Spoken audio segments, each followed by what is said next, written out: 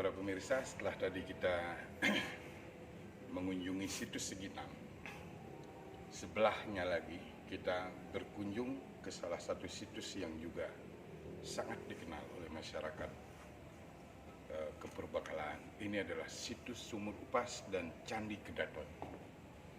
Satu situs yang dipercayai sebagai tempat kolam, sebagai sumur upas dan sebagai candi Kedaton yang berada di Desa Kedaton, Dusun Kedaton, Kecamatan Trowulan, Kabupaten Mojokerto.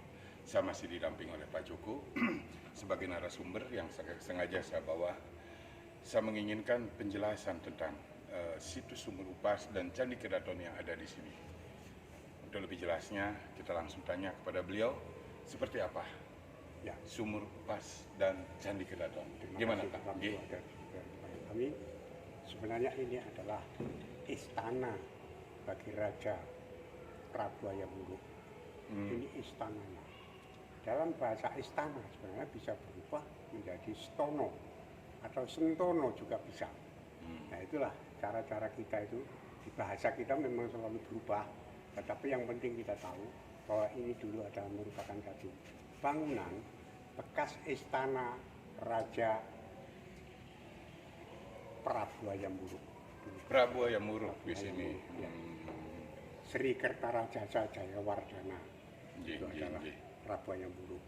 Dan ini adalah Candi Ini Kedatonnya. adalah Candi Kedaton yang merupakan satu candi itu pendarmaan daripada ayahanda beliau, ayahanda Prabu Hayam-Wuruk, yaitu Kertaraja didarmakan di sini di dekat istana anaknya. Beliau didarmakan di sini. Karenanya Ibu Ratu Tribuana Tunggadewi menjadi janda setelah itu. Kemudian selanjutnya menjadi Ibunda Ratu yang mengawal Prabu Hayam-Wuruk waktu itu memerintahkan. Prabu Hayam-Wuruk sendiri juga sekalipun menjadi raja belum pernah kawin dan belum punya istri. Itu ceritanya Prabu Hayam-Wuruk seperti itu.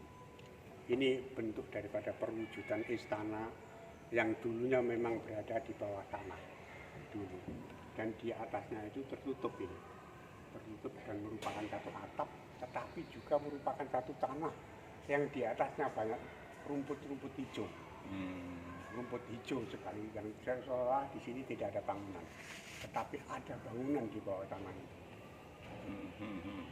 Ya memang para pemirsa, kita melihat di sini memang banyak bilik-bilik yang tersusun dari susunan batu bata, tapi cenderung ke arah bawah semua, bukan ke atas ya, ke bawah. Ke bawah. Sementara yang diyakini sebagai Sumur Upas adalah ini ya Pak ya? Ini adalah sebenarnya Sumur Upas itu dimaksudkan oleh Sumur Upas itu sebenarnya ini. Ini bukan sumur sebenarnya, tapi pintu masuk awal untuk masuk menikmati ruang-ruang yang ada di dalam istana ini. Jadi ada pakiwan, pelinggi, ada juga yang namanya tempat penyepian, tempat pemujaan dan lain-lain, itu selalu ada di sini. Setelah ada di dalam pintu ini masuk, maka lorong-lorong yang menuju ke tempat tertentu itu banyak sekali. Yang lebih khusus adalah 4 penjuru. Ini adalah raja yang khusus milik raja, yaitu Raja Marga namanya. Bahkan yang spesial dilewati oleh raja. Itu aja. Memang diyakini ya Pak ya, sampai detik ini pun diyakini bahwa di Sumur Upas ini banyak sekali terowongan-terowongan jalan bawah tanah yang katanya banyak tembus ke segala titik ya. Dan mungkin juga ke cerita seperti yang Bapak ulaskan itu adalah ke tempat istana bawah tanah itu sendiri.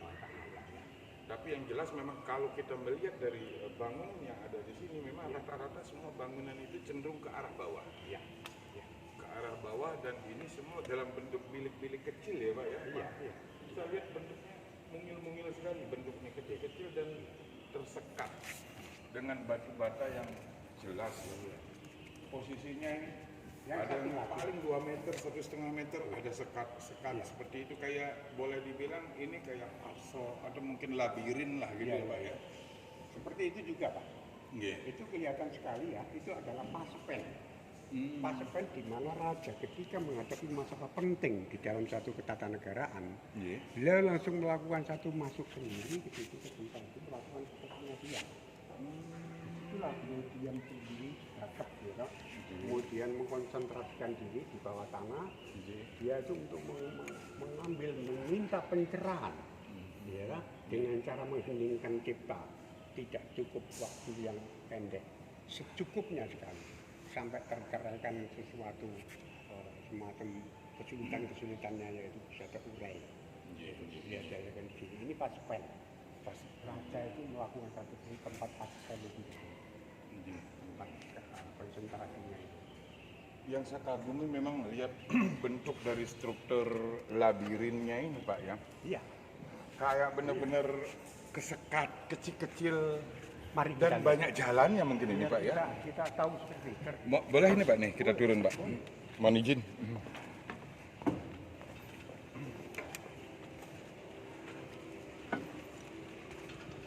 Ini kita tidak perlu masuk kan. Kalau siang boleh masuk ke sana, warung sono dan ke sana langsung masuk ke sini. Bisa. Itu di daerah itu Pak. Orang gemuk bisa masuk.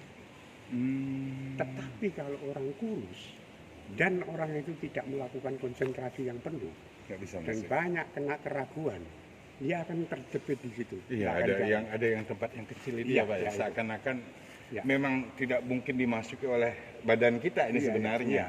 Tapi itu memang pintu masuk bagi orang yang punya niat benar. Punya niat benar. Kalau benar pasti bisa masuk. Bisa masuk. Konsentrasi penting. Ada tentara Pak, saya ajak ke sana. Sama Pak, darah-darah di situ. Kuatkan dengan kekuatan. Nggak bisa. Nggak bisa di situ dengan kekuatan. Ketulusan yang bisa. Tulusan bisa pelan. Para pemirsa, bersyukur saya memang membawa Pak Joko karena beliau memang pensiunan dari BPCB, dari Badan Pengendalian Cagar Budaya. Jadi perjalanan beliau di masa lalu ini sudah keliling dan saat ini beliau sebagai narasumber kita paling tidak bisa memberitahukan kepada kita seperti apa perjalanan terdahulu yang pernah dilakukan oleh beliau pribadi saat masih menjadi anggota BPCB.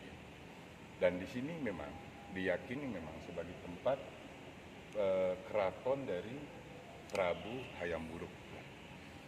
Keraton bawah tanahnya mungkin karena ini memang sangat, ini bangunan cenderung lari ke bawah, bukan ke atas. Saya katakan Pak sekali lagi, raja-raja di zaman kerajaan Kadewatan waktu itu, kerajaan zaman dulu, itu selalu berada di bawah tanah. Di Asia Tenggara, itu Asia Utara pun juga begitu Pak, bawah tanah, selalu bawah tanah. Saya katakan tadi di Kamboja, Thailand, Kamboja, Thailand, kemudian juga di mana itu di daerah Burma itu sama aja sih. Pak selalu kayak lorong tikus. Pak, kita ke atas perasaan saya. Para pemirsa, inilah area dari lokasi cagar budaya.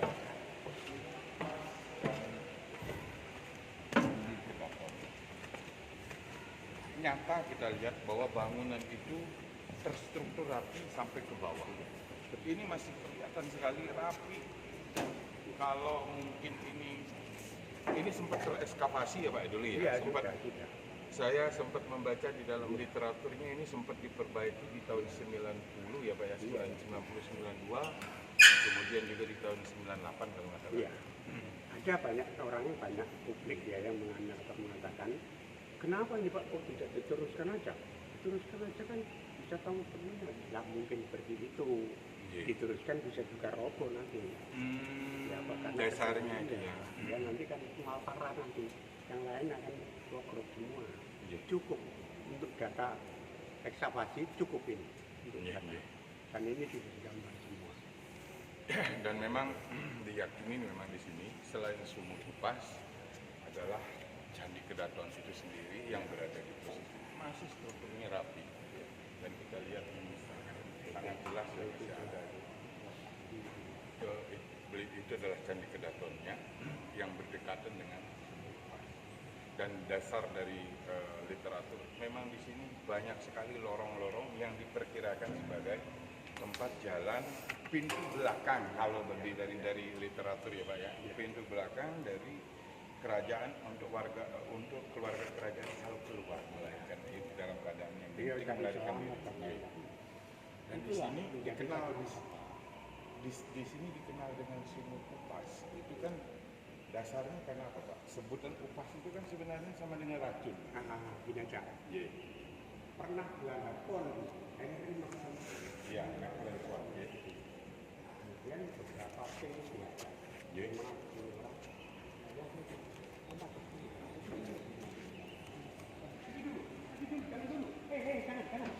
Kita cek dulu. Dalamnya ini ada apa? Iya. Coba kamu ada apa kain-kain yang sedikit. Untuk nyalain api. Oh iya, nyalain api ya. Iya. Pakai minyak. Iya. Kemudian kencang di dalam apa? Tongkat. Iya. Masukkan ke sana kamu bakar. Iya. Kemudian dimasukkan ini, lup, mati dia. Mati. Oh jangan masuk. Ya. Bahaya ini. Racun ini. Ya, racun ini. Kamu bisa mematikan kamu kalau. Iya. Memang secara teknologi, secara ilmu pengetahuan kan paling memudah kalau kita memasuki satu tempat bahwa tempat itu sudah mengandung satu racun atau CO2 yang berlebihan atau racun yang lain. CO2 kan bisa mematikan. Benar. Nah, Api pun nggak bisa nyala. Orang pun juga mati nggak kalau kita kemarin. Iya kan? Mungkin itu ya Pak ya. Mungkin ada pengarahan khusus Pak untuk para penggemar kita tentang sumur upas dan lain sebagainya, atau kepada masyarakat apa yang harus ya paling tidak kalau di sumur upas ini konsentrasi kita itu harus saling ada rasa cinta